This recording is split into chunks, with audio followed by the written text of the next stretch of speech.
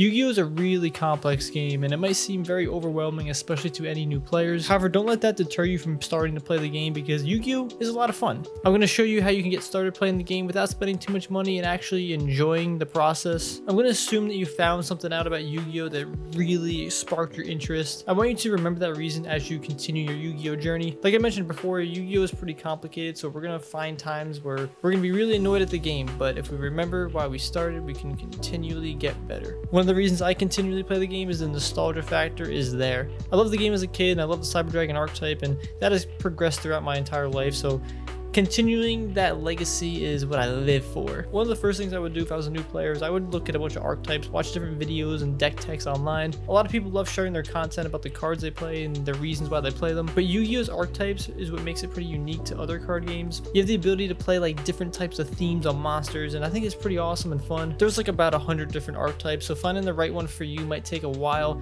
and most of the times you're going to be mixing archetypes anyway.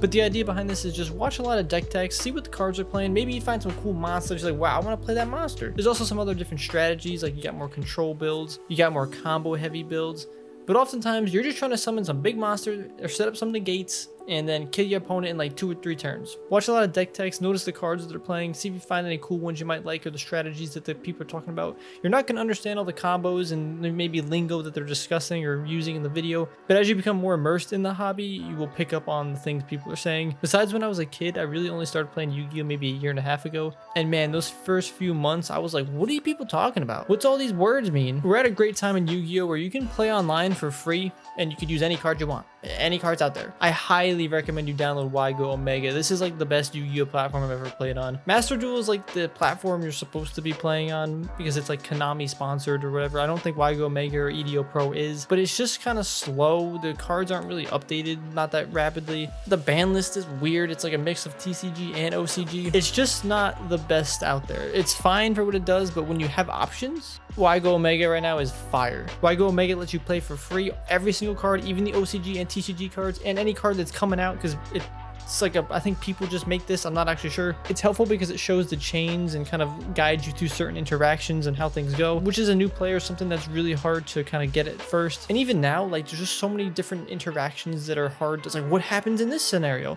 Well, at least that game takes care of it. When you're playing the games too, make sure you're not just clicking buttons randomly and mashing it, because it's really easy to do that. You want to make sure you're understanding that if you're playing with the actual cards like in front of you, understand how the chains are resolving, understand when priority takes place, when can you activate certain card effects. And this is something you're not going to learn in maybe 10 games. It might take 100, 200 games, you know, to just actually understand how the game is being played. Because again, it's pretty complicated. It sounds pretty easy, but it's not. There's a lot of things going on. But if you're just starting out, again, just focus on having fun.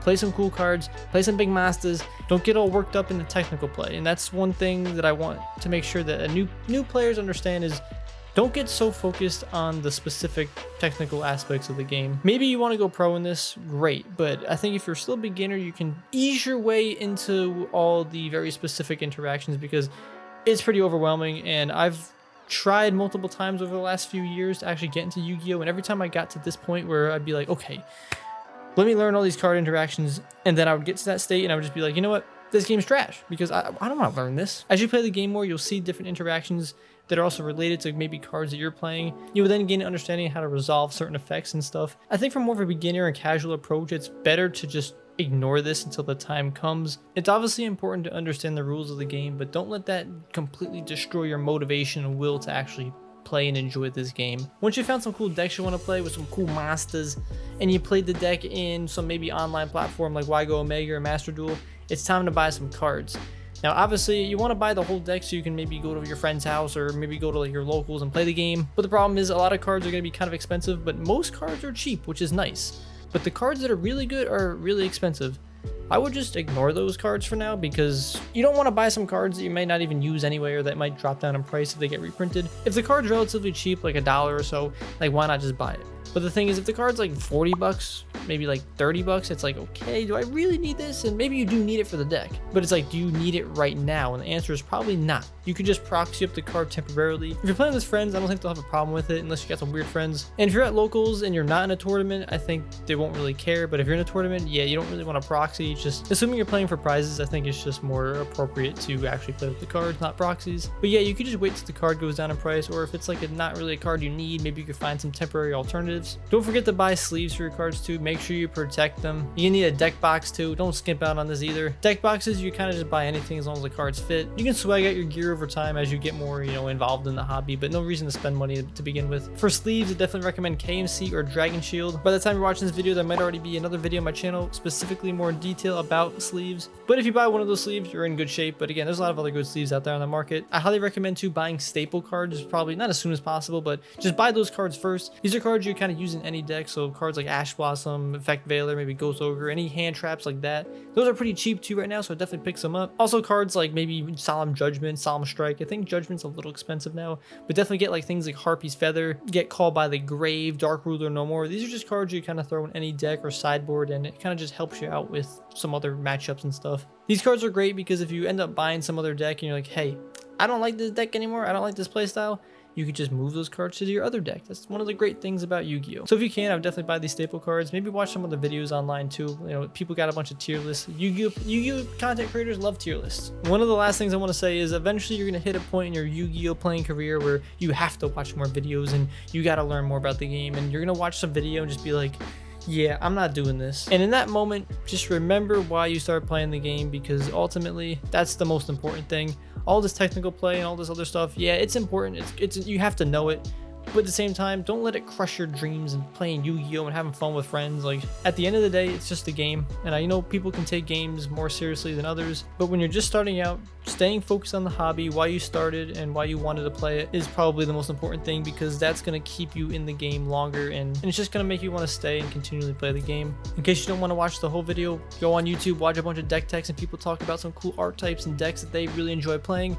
See what monsters are playing, see what play style the deck has, and see if that is something that you might want to pick up. I would then play games like Master Duel, you got Yugioh Omega or EDO Pro to build your decks and play against other players and actually see how the cards interact with one another. If the deck ends up vibing with you, I would definitely go actually buy the cards, buy your staple cards, buy all the cheap cards. Don't worry about the super expensive stuff. Hopefully that will go down in price, or just find some other alternative. Buy sleeves and buy a deck box. You want to protect your cards and just have fun, play the game. And over time, as you continually play the game, you'll experience more interactions and rulings and stuff, and you'll see a lot of different things and also learn at the same time. But this is important because if you watch some videos online specifically about a bunch of different technical play, it starts to feel like a job and like a college course, and it's like, what am I doing?